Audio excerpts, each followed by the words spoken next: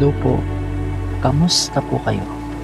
Nawa po ay nasa maayos kayong kalagayan at narito po ang panibagong video ng JC Studio. At ito nga po ay ang musika, orasyon para walang lalapit na third party o kabit sa person mo.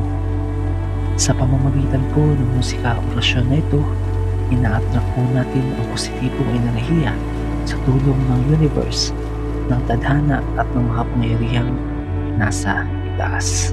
Pero bago ko po simulan ang orasyon sa musikang ito, mag-subscribe na po kayo bilang tulong sa ating channel at nang sa gayon mas marami pang tao ang maabot ng ating video at matulungan natin. Maraming salamat po sa inyong pag-subscribe.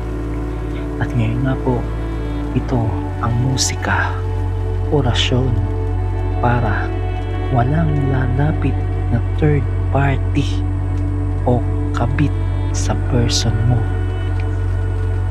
Sa bisa ng musika, orasyon na ito, tatawagin siya ng hangin at dadalhin sa kanyang pandinig ang lihim ng himig na magbubukas ng kanyang puso at madarama niya na dadasdos ito sa kanyang isipan.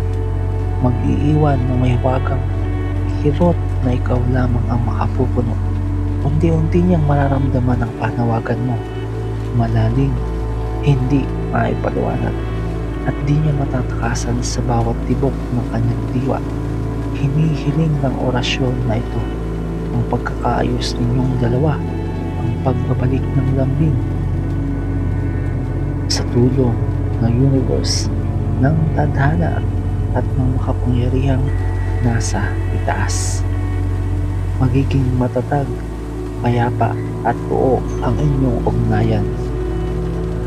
Vestra relasyo, beni erit, nemoyam, toro babit, et fermiore, erit, et nomini, amores. Ang tama pong paggamit na paghiling sa musika, orasyon na ito ay dapat po habang natugtog ang musika. Sa video nito, doon niyo po sasabihin ng inyong kahilingan at kailangan sa inyong paghiling ay taimtim at buong puso ang inyong paniniwala na ito ay matutupad. Wag na wag po kayong gagamit ng salitang sana, sa halip sabihin niyo po matutupad ay claim it. Ganun po ang paghiling sa musika, orasyon na ito. At muli po, maraming salamat po sa inyong walang sawang pagsuporta sa ating channel at nawa po i-manifest natin na mas dumami pa tayo, mas lumaki pa ang ating channel nang sa gayon ang mithiin namin na umabot ito sa maraming tao, mapanood ito ng mas marami pang tao. Maraming salamat po at God bless po sa inyong lahat.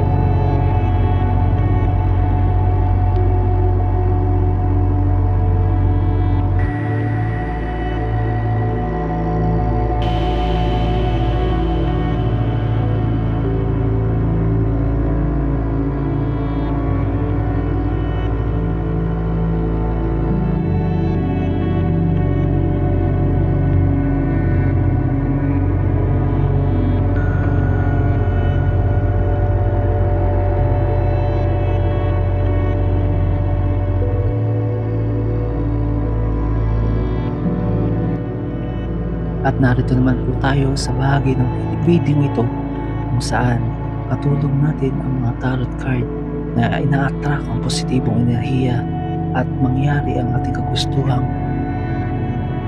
ang orasyon para walang lalapit sa person mo na third party o kabit. At sa unang tarot card, ito po ang 8 of Wands. At ang pangalawang tarot card po ay ang The Hierophant. At ang pangatlo naman po ay ang The Empress.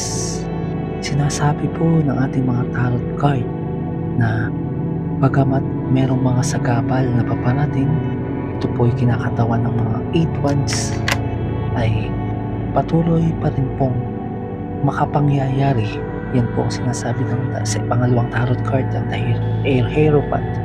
At ang pangatlo naman ay ang The Empress tarot card. Ibig sabihin, kahit may mga balakid o nagtatangka na lumapit sa person mo, ay hindi pa rin ito mangyayari sa tulong ng musika, orasyon na ito.